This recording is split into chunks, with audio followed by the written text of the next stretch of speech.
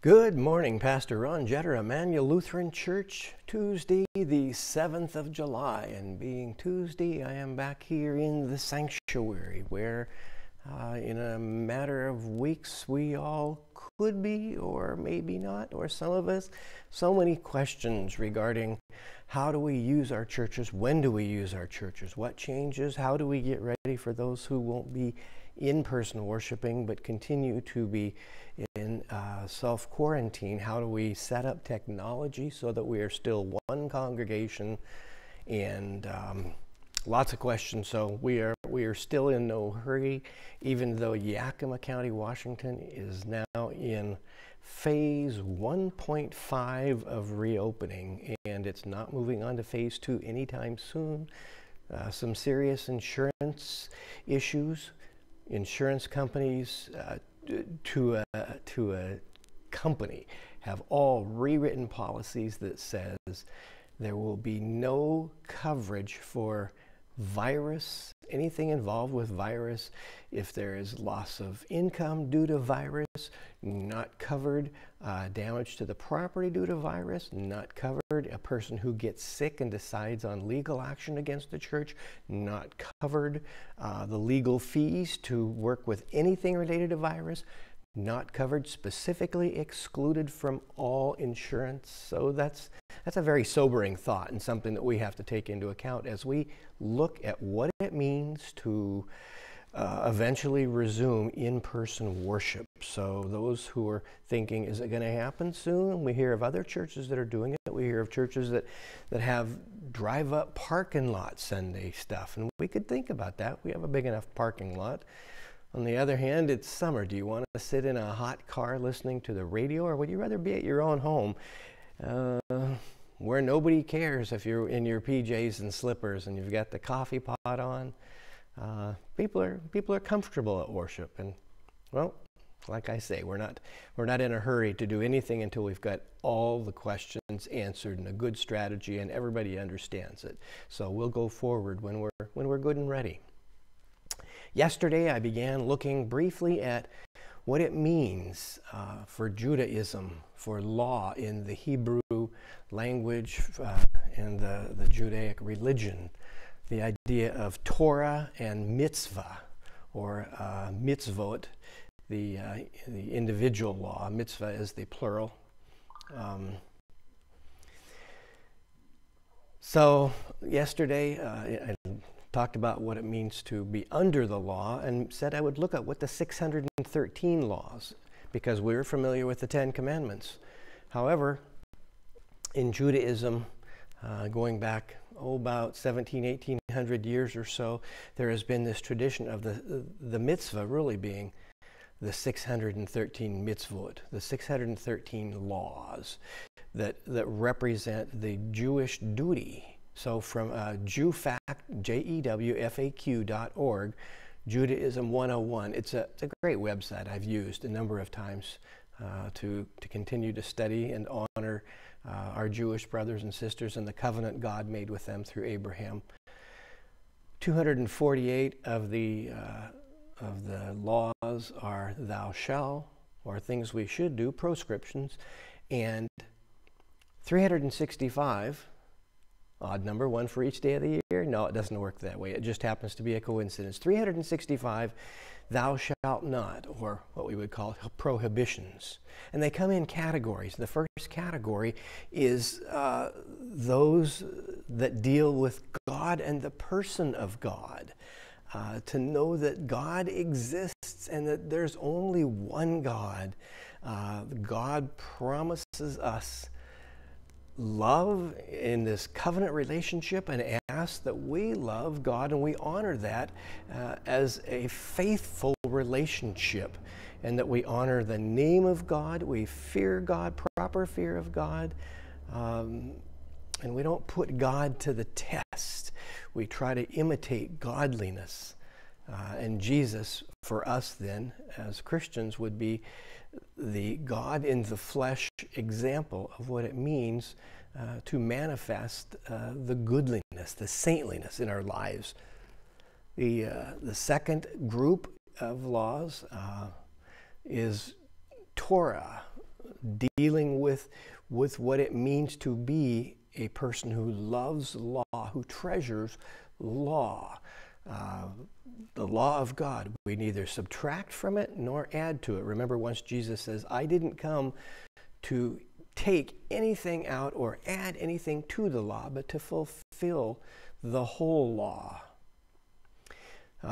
One of the things in there is honor the old and the wise. Well, honor our father and mother, but it goes beyond saying those who gave us birth. Honor the elder of the community. Now keep in mind, this developed hundreds and hundreds of years ago, and they're saying elders need to be honored, not cast away. Well, my goodness, the way elders in this society compete is to learn technology so that we can still connect up, get on Facebook and Instagram and tweet and things like that, because boy, could elders easily be left behind. The youth do not go to elders and say, Opa, tell me something. They look it up on Wikipedia on their device. They don't need us. Well, part of the Torah says, yeah, they do. They need us. The third, signs and symbols. What are the outward signs of being a lawful person as a Jew concerning clothing, concerning the body, concerning the decorations of our house? For instance, they have these little boxes that they put on the doorposts of their house, the mezuzah, where it'll be a blessing on the house. And sometimes when a Jew will enter their house, they will touch the mezuzah. And that's their way of remembering God. We've asked God to dwell in our house. Honor God. Give God a chance. Remember, God comes in with you, God goes out with you, but God stays in. So they have little things called tefillin, which go on the arm, and they have maybe a Bible passage in there. Maybe the Bible passage that you were given at your bar mitzvah or bat mitzvah, which is known as their Torah portion, their little thing that they memorized and then read at their ceremony. Prayers and blessings, to be in prayer, to be prayerful, is the next section. The next section, one of the longest section, love and brotherhood, sisterhood. What does it mean to be part of community?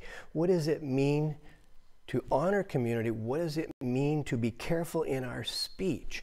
Not use speech to shame or hate or gossip about another person.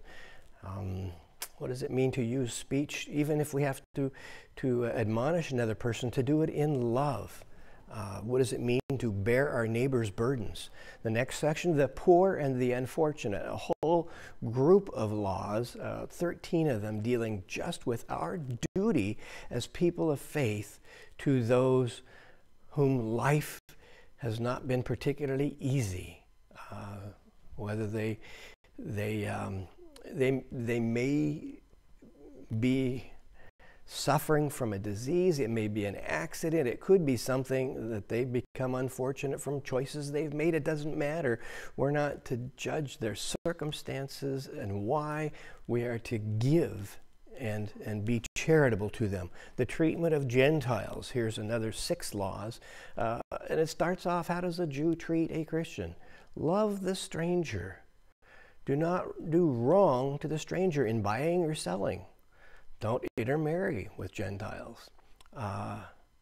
Things like this. So you can lend to a stranger, to a Gentile, at interest, but not usury. You can't take advantage. You can't take unfair advantage of people.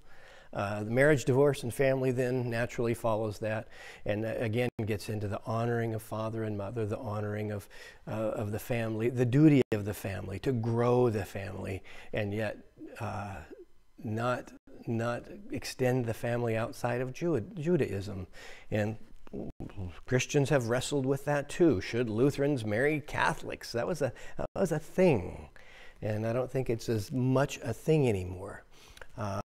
There are sexual relations which are forbidden, and there are a number of, in fact, that's a pretty good sized section from, goes on there and talks talks about all the things to be responsible with human sexuality. Time and seasons. And the time and seasons have to do with honoring, first of all, Sabbath. Sabbath isn't just, okay, Sabbath means the seventh day of the week, Friday sundown to Saturday sundown, but Sabbath is a concept that governs how we view all of time. Dietary laws, and as we know, there are a number of laws that determine what makes proper food for Jews and unclean food. And think of this, they had this list of foods that they couldn't eat, and their other foreigners ate those foods, and they became quite sick a number of times. Business practices, how to treat employees and servants, oaths, sabbaticals, jubilee years, the courts and judicial procedures, injuries and damages in legal proceedings, property rights, criminal laws, punishment, restitution, prophecy, idolatry, idolaters. Oh, that's a huge, huge section. Agriculture, animal husbandry, clothing. Man shall not wear women's clothing. Women shall not wear men's clothing. Wow. Well, just tell women they can't wear the pants and just see where that gets you. Rights and responsibilities of the firstborn. Groups of priests and the priestly duties, tithes and taxes, the temple, the sanctuary, the sacred rites, sacrifices and offerings that they make for any number. Oh, that's worth reading by itself. Sacrifices and offerings, depending on what you've done or left undone, and the things you have to do. What makes a person pure or impure, kosher or unkosher, lepers, the king, the Holy Order of the Nazarites, and the final section is on wars. And it's a very, very interesting section. Those who engage in warfare shall not fear their enemies, nor be panic-stricken by them during battle. Thou shalt not fear the enemy. That's one of the commandments. Interesting. Well, and that's a good place to end. What do we fear? God says, have no fear, little flock, for the Father has chosen to give you the kingdom. No Bible study tomorrow, no more messages this week, but I will be back with my message on Monday. Pastor Gary Rohde will be the pastor on Zoom Sunday. See you then. God bless you all. God bless your week.